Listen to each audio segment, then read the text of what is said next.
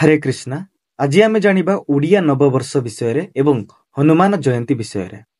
भारतीय धर्म संस्कृति रे मेष संक्रांति एक पवित्र दिन, कारण यह सौर वर्ष अर्थात सोलार इयर रो प्रथम दिन एवं एही दिन महावीर हनुमानंकर जन्म होइथिला बोली विश्वास करा जाए। मेष संक्रांति दिन सूर्य पृथ्वीर विषुव रेखा उपरे अवस्थान करुथिबारु एहाकू महाविषुव संक्रांति बोली मध्य कुहाଯାଏ। सौर वर्ष गणनारे आम देशरे महाविषुव संक्रांति दिन ठारू नूतन वर्ष आरंभ हुए। ओडिशा रे मध्य एही दिन नूतन पंजिका प्रचलन करा जाए। एथिरे नूतन वर्ष मध्यरे ग्रह नक्षत्रंकर स्थिति व चलन सहित कृषि पंजी, पाणीपाग ओ विवाह व्रतादि शुभ दिन एवं पर्वपर्वाणीर निर्घंट स्थिरीकृत होइथाए। तेणु नूतन वर्ष पालन उपलक्षे देवदेवी पूजा, होम, दान ओ यज्ञ द्वारा सुख समृद्धि कामना करिबा महाविषुव संक्रांतिर महनीयता प्रतिपादन करे। मेष संक्रांति दिन सूर्य पृथ्वीर विषुव रेखा उपरे अवस्थान करुथिबारु एवं भारत विषुव रेखा निकटवर्ती होइथिबारु एही समयरे आम देशरे प्रखर ग्रीष्मताप अनुभूत हुए। धरित्री वृक्षलता ठारू आरंभ करी पशु पक्षी मनीष समग्र जीवजगत जल अभाव जोगु कष्ट अनुभव करते।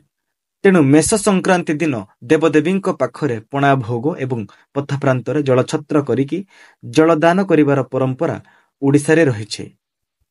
मेष संक्रांति दिन तुलसी चौरारे विशेष पूजा अर्चना अनुष्ठित होइथाए।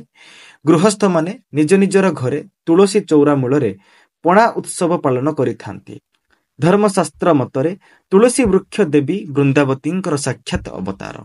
स्वयं नारायण तुलसी वृक्ष मूलरे अवस्थान करते एवं अन्यान्य समस्त देवदेवी माने तुलसी पत्ररे वास करिथांते। तेणु तुलसी वृक्ष मूलरे सबुदिन जल दान करी पूजा अर्चना कले समस्त देवदेवी पूजा फल मिलिथाए। एही दिन तुलसी चौरारे छायाप्रद छामुंडिया बंधा जाए।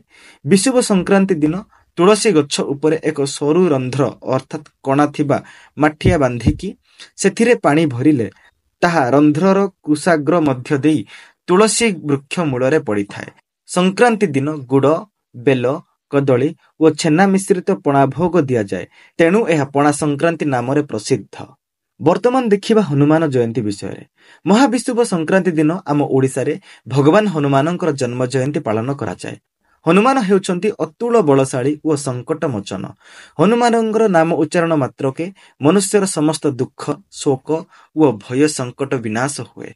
तेणु प्रत्येक शुभ कर्म तथा दैनंदिन कर्म हनुमानंकर चालीसा पाठ सहित हनुमानंकर पूजा उपासना करा जाए। हाँ, आम ओडिया रे हनुमान चालीसार वीडियो एही वीडियोर डिस्क्रिप्शन रे तार लिंक दिया जाइछि।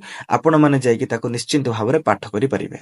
आहुरी मध्य हनुमान जन्म जयंती रे पूजा उपासना करिबा पई हनुमानंकर विशेष मंत्रर लिंक वीडियोर डिस्क्रिप्शन रे दिया जाइछि। आपण माने चेक करि परिबे। हनुमान साधना द्वारा अष्ट सिद्धि और नवनिधि प्राप्त हुए। अष्ट सिद्धि अर्थात 8टी सिद्धि जेपरिकी अणिमा शरीर को सबुठारु छोट आकार रे संकुचित करिवार शक्ति, महिमा शरीर को अत्यंत विशाल एवं भारी करिवार शक्ति, लघिमा शरीर को अत्यंत हालुका करिवार शक्ति, गरिमा शरीर को अत्यंत भारी करिवार शक्ति, प्राप्ति जेकोसी वस्तु किंबा स्थान हासिल करिवार क्षमता, प्राकाम्य निज इच्छा को तुरंत पूर्ण करिवार शक्ति, ईशित्व समस्तंक उपरे शासन करिवार शक्ति, बसित्व काहाको भी नियंत्रण करिवार शक्ति। सेहीपरि भावरे नवनिधि अर्थात 9टी निधि।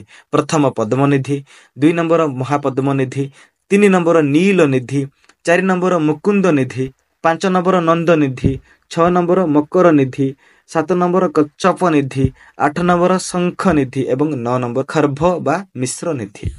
पौराणिक वर्णना अनुसार हनुमान हेउछंती शिवंकर अवतार स्वरूप। तेणु से रुद्रावतार।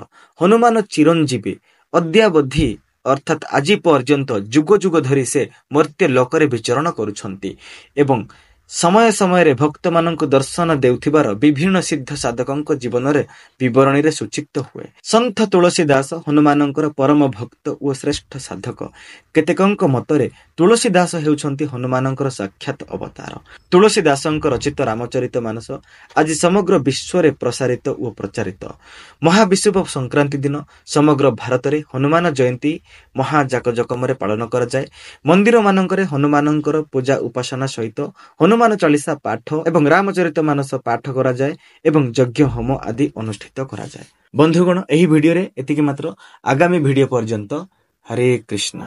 एहीपरि भावरे ओडिशा इतिहास एवं ओडिया परंपरा और संस्कृति सहित जड़ित रहबा पई आमर चैनल को सब्सक्राइब करिकि बेल आइकन उपरे क्लिक करंतु एवं भिडियोटी को लाइक करिकि निजर संबंधी मानक सहित शेयर करंतु। धन्यवाद।